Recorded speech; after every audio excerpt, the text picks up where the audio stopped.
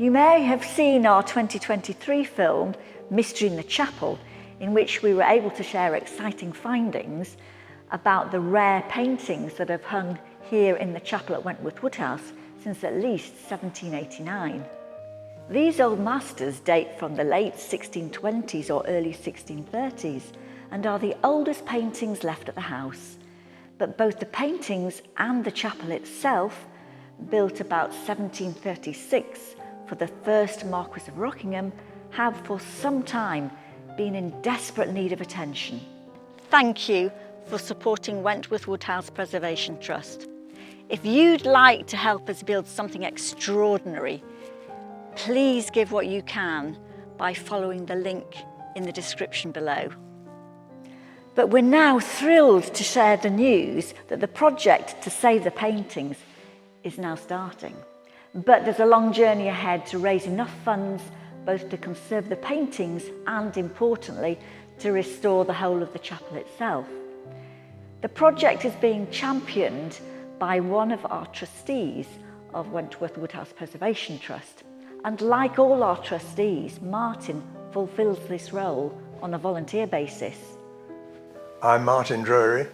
I'm a trustee of the Wentworth Woodhouse Preservation Trust and have been since the beginning, since 2017. And my background is in historic buildings and their presentation and preservation. For 30 years I worked for the National Trust, and during that time I was responsible for the National Trust, the presentation of the National Trust 200 or so historic houses. And in that time I supervised many projects, but none of them were as big or as challenging as Wentworth Woodhouse. The paintings were actually only identified correctly in 2020 as an apostolic series by Gerard Segers, a Flemish painter who lived from 1591 to 1651, as Martin explains. For many years these paintings had just been called after Rubens, but we thought they were rather better than that. And so I asked an old colleague from the National Trust, Alistair Lang, a distinguished art historian, to come to give an opinion. And very quickly, on the basis of photographs, he identified the artist as Gerard Segers. He then invited Anne Delvin, who is the Belgian art historian, the world authority on this artist, to come to Wentworth Woodhouse. We all came here together, and she confirmed that attribution. So it seemed, when Alistair suddenly and shockingly died 2 years later, it seemed a natural thing to restore them in his memory. Like every artist working in Antwerp in the 1620s, Segers was overshadowed by the towering reputation of his great contemporary Rubens. Like Rubens, he spent time in Italy, where he came under the influence of Caravaggio. Unlike Rubens, however, his work was largely commissioned for churches and convents. In Britain, his paintings are extremely rare, but two identical apostle groups by him survive in religious houses in Belgium and Poland. Apostolic paintings have been common subjects for Christian art since the 4th and 5th centuries, the 12 apostles having been charged by Christ to spread the gospel throughout the world. The paintings of apostles often show them with imagery which is linked to the stories of their life and death. We don't know exactly when the paintings were acquired by the 4th Earl Fitzwilliam, but we do know from household accounts that in 1789, 14 large picture frames were ordered for the chapel from Robert Blakesley, a master carver and gilder based in York. The current arrangement of paintings in batten formation is clearly more recent, but has been something of a mystery. In prime position, we see Jesus Christ, depicted as Salvator Mundi, or Saviour of the world. He is surrounded by 11 of the 12 apostles: Saint Simon the Zealot, Bartholomew, Thomas, and Jude Thaddeus on the south wall. Andrew and Matthias are at either side of the large windows behind the altar. They are followed on the north wall by Matthew, James the Less, John, Peter, and Philip. We also see St. Paul, who was not an apostle, but an important figure in spreading the gospel of early Christianity. The 12th apostle, James the Great, was separated from the rest of the group and is now in a private collection.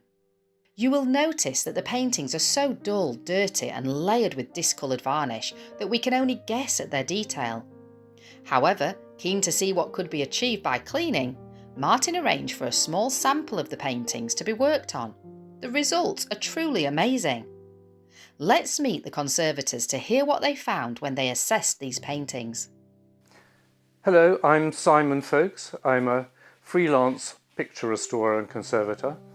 I've been in the business for over 40 years now, trained at Cambridge and then spent a lot of time working in National Trust houses over the years, dealing with pictures very similar to the ones from Wentworth Woodhouse.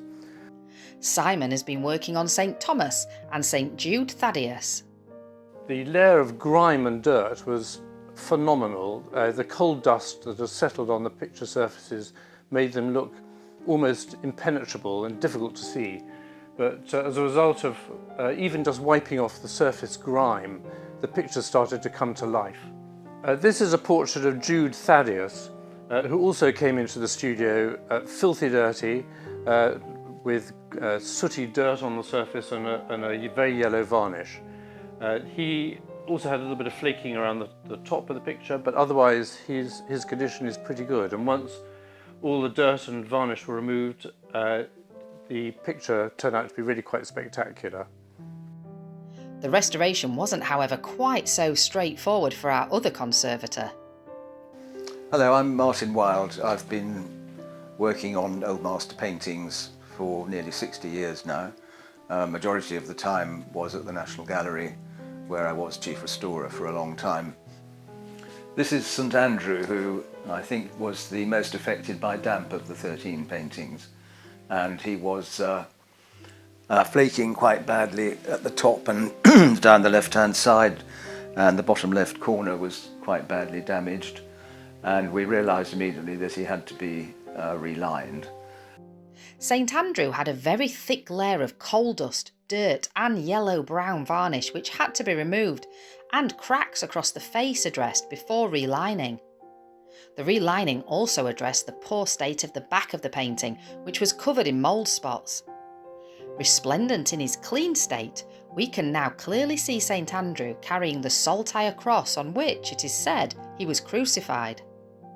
And I have wondered at times if it's all by Gerard Segers or whether some of it could be by a studio assistant, because the face and the hands are very beautifully painted and carefully painted. I mean, if you look at the shadow of the thumb on that finger, for instance, and the shadows on those fingers and indeed this hand, as well as the face, it's extremely skillful, whereas parts of the drapery don't seem to make that slightly puzzling thing, and I think that little bit there is slightly puzzling. The results of the restoration trial are wholly amazing, but Wentworth Woodhouse Preservation Trust has little or no money to spend on conservation.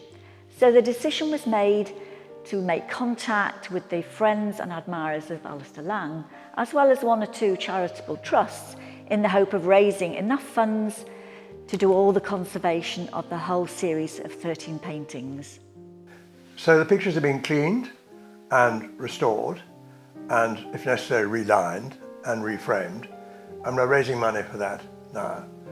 But even when that job is done, they can't come back to the chapel because it's not secure and there is still residual damp. And anyhow, the restoration of the pictures is part of a much bigger project, which is the restoration of the chapel as a whole.